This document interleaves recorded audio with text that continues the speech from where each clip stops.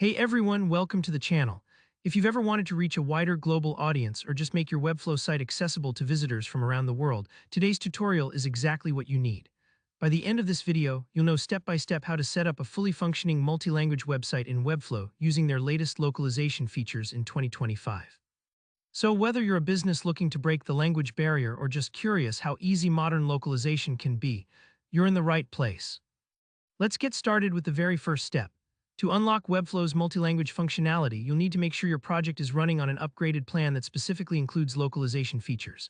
This is really important. Webflow's localization tools aren't available on the basic free tier or lower-level plans, so you want to double-check that before moving forward. To do this, head over to your site settings. Once you're in, look for the Plans section. Here you'll find all the Webflow plans and their descriptions. Browse through and look for any mention of localization. It's usually highlighted in the features list. If you don't see the option to enable localization, it's likely that your current plan doesn't include it. No worries if that's the case. I'll still walk you through where the magic happens so you know exactly what to look for when you're ready to upgrade. Assuming you have or plan to get a localization-enabled plan, let's move into the actual setup process. First, navigate to your design page by clicking on the site you want to make multi-language. Once you're inside your project dashboard, go to the site settings again. This is where you configure all the core features of your website. Find the tab or section labeled Localization. This is the control center for your website's languages. Now you'll notice something called the primary locale. This lets you choose your default language, which is the language visitors will see if they land on your site directly.